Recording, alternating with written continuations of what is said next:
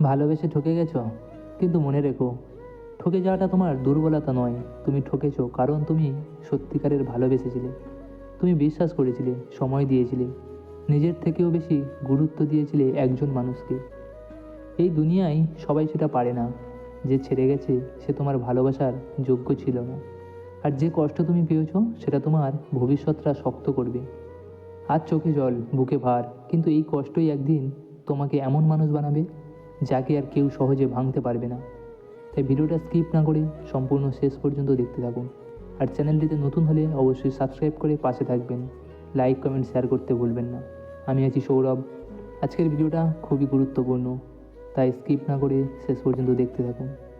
ভালোবেসে ঠকে যাওয়া মানে শেষ নয়, এটা একটা শিক্ষা, যেখানে তুমি শিখলে সবাইকে বিশ্বাস করা যায় না, আর নিজের মূল্য সবার আগে।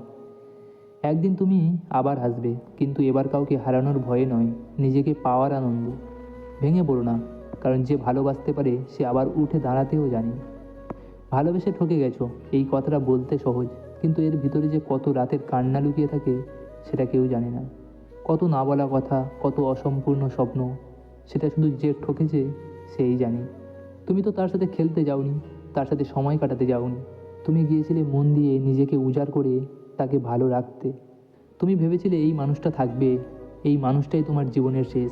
কিন্তু কিন্তু সে তো বুঝলো না, তোমার চুপ করে থাকা মানে অভিমান, তোমার রাগ মানে ভয় হারিয়ে ফেলার, আর তোমার ভালোবাসা মানে পুরো জীবন, যার সাথে তুমি শেষ নিঃশ্বাস পর্যন্ত কাটাতে পারো।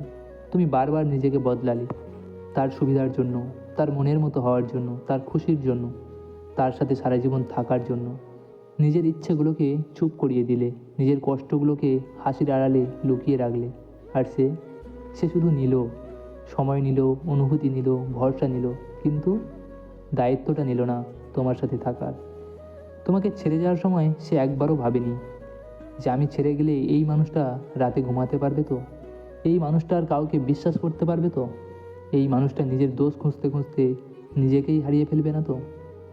ভালোবেসে ঠকে যাওয়ার সবচেয়ে বড় কষ্টটা কী জানো? মানুষটা চলে যাওয়ার পরেও সে মাথার ভিতরে থেকে যায়। প্রতিটা গান, প্রতিটা রাস্তা, প্রতিটা নিঃশব্দ রাতে তার স্মৃতিগুলো এসে মাথার চারিদিকে জমা হয়। তখন নিজেকে শুধু একটা প্রশ্ন করতেই ইচ্ছা হয়, আমি কি কম ছিলাম? আমি কি যথেষ্ট ভালোবাসতে পারিনি? আমারই কি দোষ ছিল? না, শোনো, খুব মন দিয়ে শোনো, তোমার দোষ ছিল না। সব মানুষ ভালোবাসার যোগ্য হতে পারে না। কিছু মানুষ আসে শুধু শেখাতে, অন্ধবিশ্বাসের দাম কতটা ভয়ঙ্কর, নিজেকে ভুলে গেলে কতটা একা লাগে। আজ তুমি ভেঙে পড়েছো, আজ তুমি ক্লান্ত, আজ তোমার মন আর কাউকে বিশ্বাস করতে চায় না। এটা স্বাভাবিক, কিন্তু এই কষ্টই একদিন তোমাকে বদলে দেবে।